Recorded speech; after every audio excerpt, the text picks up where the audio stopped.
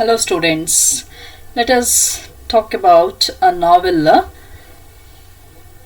Art of Darkness, written by Joseph Conrad. So, let us talk about the introduction of a novella. So, the full title of the novella is Art of Darkness. Author is Joseph Conrad.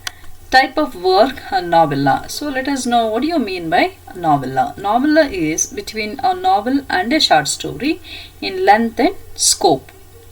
So what will be the genre of this writing? Symbolism, colonial literature, adventure tale, and a frame story. So what is the time and place the novella has been written? It is 1899, England. So date of first publication is 1902. So let us know about the author's literary works, that is Almary's Folly, An Outcast of the Island, The Nigger of the Nazis, Youth, Lord Jim, Heart of Darkness, and Nostromo.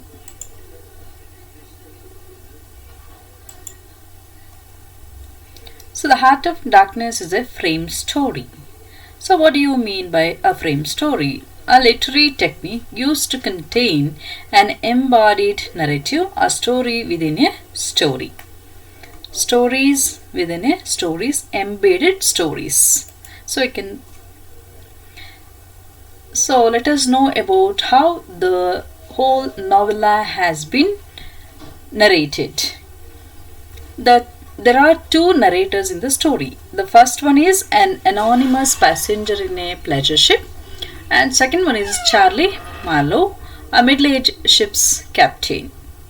The point of view the story has been narrated. The first narrator speaks in the first person, behalf of four other, person plural on behalf of four other story, passengers who listen to Marlowe story. Second one is Marlowe narrates his story in the first person as he witnesses and experiences. So let us know what happens in the chapter first. A few white men sitting on the deck of a Nelly in the mouth of the river Thames, Marlowe, an odd person in a posture of Buddha, thinking of his Congo mission, a barbaric and uncivilized place. So 2000 years ago, when England was invaded by Romans, for Marlowe, Romans were merely conquerors, not colonizers. Marlowe's fascination of waters, distance, mystery, and adventures brought him to this profession. Marlowe imagines Congo as a huge snake whose mouth was in the sea and curling body spread across the vast regions of Congo.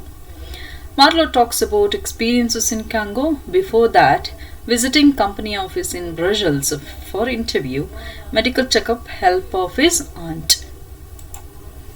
So let's have a look at the map, how the journey of Marlowe begins and ends.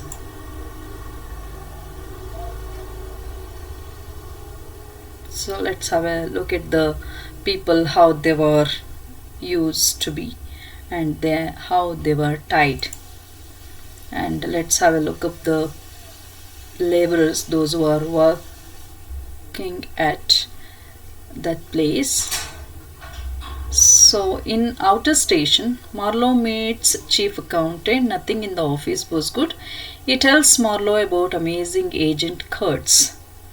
So Central Station. After 10 days, Marlowe sets his journey for Central Station, 200 miles journey of 15 days on feet through thick and dense forest, accompanied by 60 men. He saw deserted colonies, natives carrying whatever weapons and searching for ivory.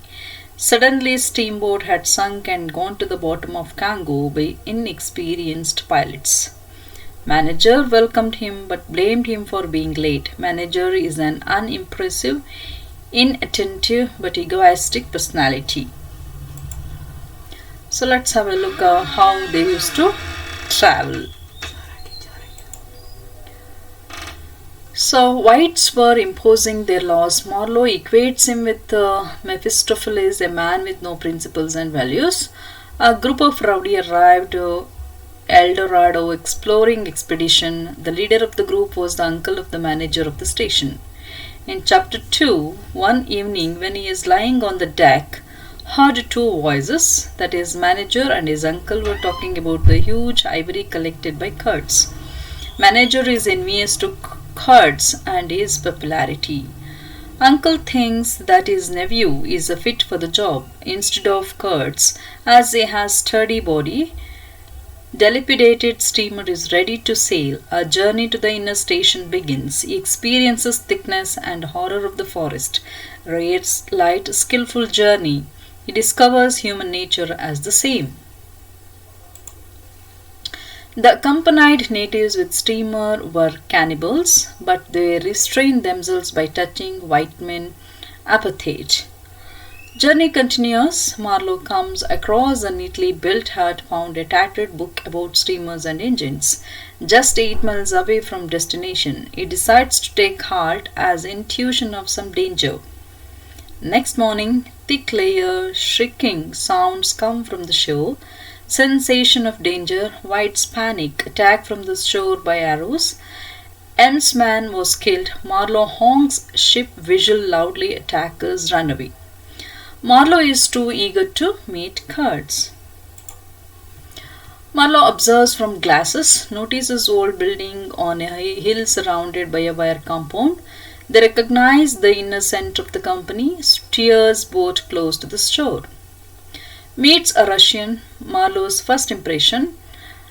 Alcuin is the owner of the hut and the book. Russian is thankful to Marlowe for reading the book with interest. Russian looked Kurtz as his master. Kurtz has to get medical treatment in England. In chapter 3, Marlowe is curious about Russian and his arrival and motive. Marlowe is surprised as Kurtz has a fascination for natives and their opposition him to leave the camp. He won the natives by his charm and command of language. Dark side of Kurtz, lust for power, greed for ivory. Marlowe sees the decaying heads and skulls of the natives on the poles of the fence.